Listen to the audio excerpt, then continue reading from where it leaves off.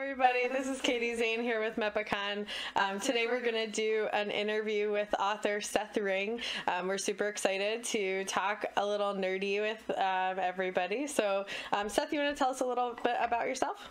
Sure. My name is Seth, and I write a genre called Gamelit, which is a sci-fi subgenre that's pretty much revolves around people playing full immersion virtual reality video games.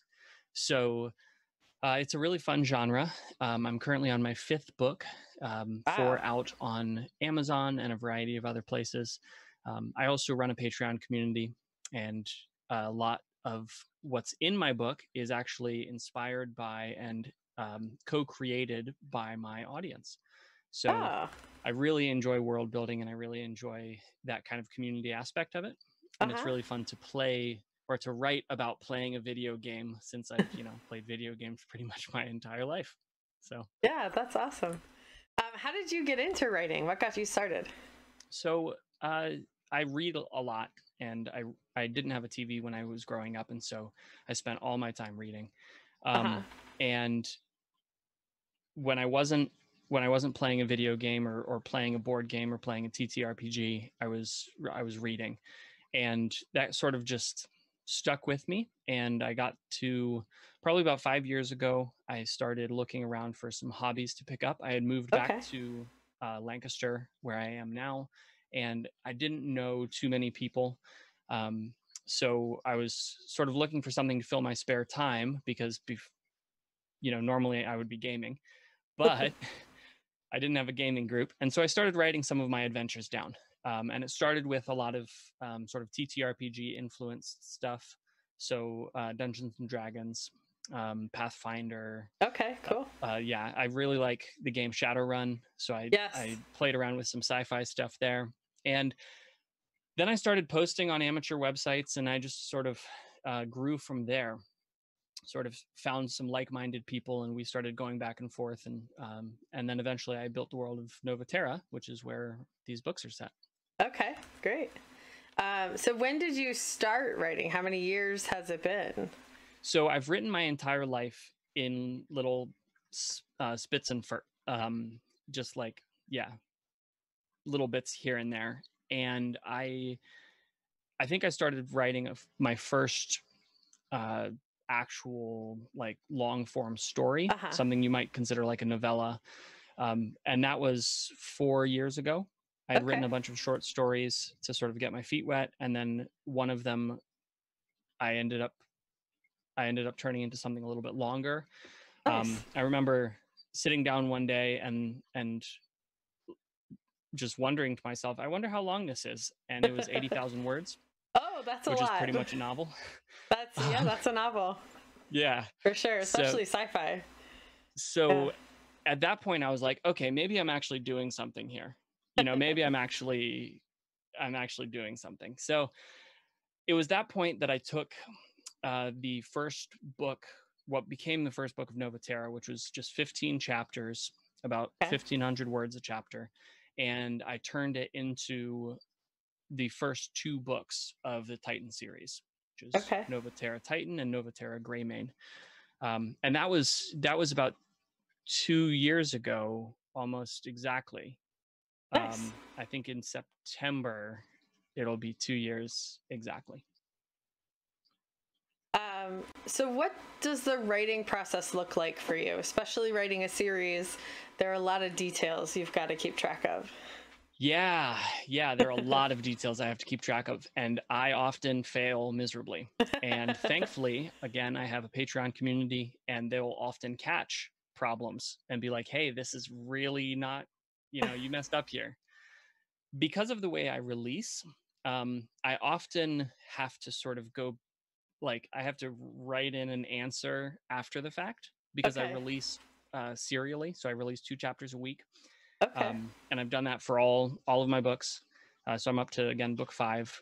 And so I have a lot of, I think 3 different documents where I keep track of details. I have a wiki where I keep track of details, and I have some absolutely fantastic beta readers who actually read as I write. So I'll like finish a chapter and they'll be reading the last chapter saying this is totally wrong. Like you have to come back and fix this. So Oh dear. Often though, my writing really looks like me just kind of sitting down and saying, this is the story I want to tell. I'm going to start putting it out. And then once it's in the Google document, my beta readers come in and they look at it and they say, this is okay, you can keep this, or no, this is pretty garbage, you got to do something about it. And then from there, I just kind of go through a process a couple of times of making sure everything's on point, and then I release it to the public. So there's not a whole lot of perfecting, I guess. And that partly has to do with the genre I'm writing in.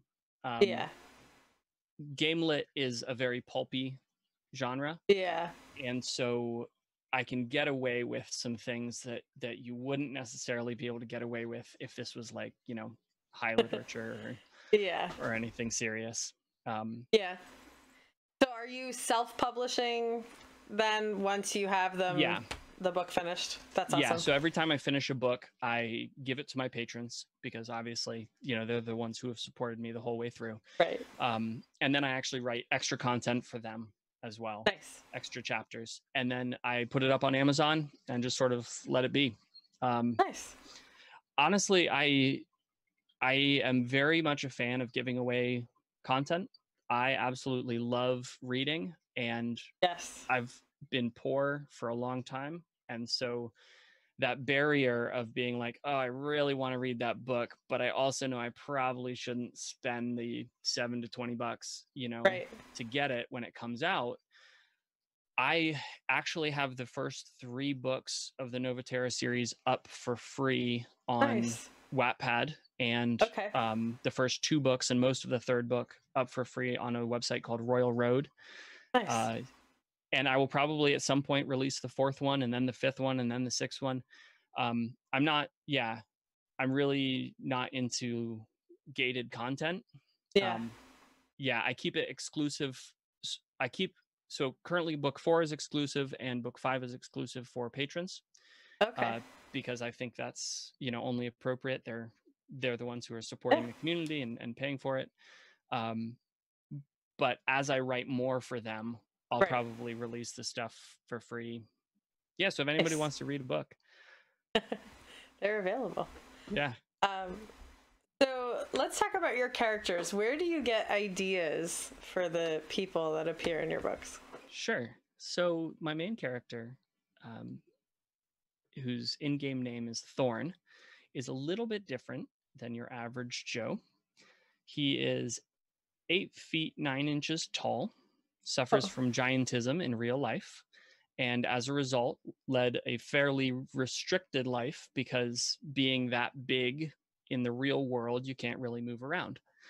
However, going into a full immersion virtual reality game, he has a couple advantages that other people don't necessarily have. So that character was based on a couple of things. It was based on primarily this concept of a giant person, like somebody who's so far outside of the norm, going into a full immersion virtual reality game and sort of what the computer or the AI would do with that individual. But then Thorn is also based on the idea of coming into a game new and having to sort of discover for yourself everything about the game, right? Having to make friends, having to form relationships and try to navigate those relationships, having to sort of break into already existing groups, not having the knowledge that everybody else necessarily has. So Thorn is not only a giant, but he's a giant noob.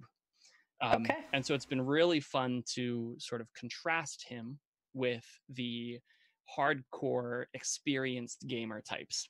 And so there's some really fun interactions. There's some fun interactions there. The other characters are just sort of a mixture of different kinds of tropes.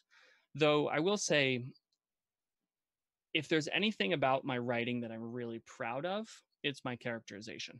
I feel like the characters that I build are as real as you can get, considering they live in a sci-fi world where they can go into full immersion. full immersion virtual reality. But I try to make their interactions with each other as true to life as possible. Yeah, so that's been a really fun and rewarding kind of piece of my writing. Yeah, that's great. What is the best piece of writing advice you've ever received? Oh man, I've gotten a lot. I'm huge into getting advice from people and huge into applying it because I was a really bad writer. I was a really terrible writer when I started. Honestly, the best piece of advice I've ever gotten was write more. And there are kind of two pieces to that. The first piece is just write more. Like, if you can write every day, write every day. If you can't write every day, then write every other day. If you can only write once a week, then make sure that you are writing that during that time every week, right? Make sure that as much as you can, you are practicing the craft. But the second piece of that puzzle is make sure that you are getting feedback from other people. And it doesn't have to be really in depth. It just has to be brutally honest. Right. So if you give somebody a piece of your writing, give them a paragraph. Say, what's one thing I can improve? Don't ask them, is this good or is this bad? Because often that the answer to that has feelings attached to it, feelings about you attached to it. So if you give somebody a piece of writing, that's why your mom, says your writing's good all the time. If you give somebody a piece of writing and you say, is this good? If they like you, they'll say, yeah, it's not bad. Right. When what they should say is, no, not really. It's not great. So instead, ask the question, what's one thing I could improve? That's good advice. I like that. What is your favorite book written by somebody else? That's a really tough one. I absolutely love reading. You can name a few. We'll take a few. Okay. So pulp is in my blood.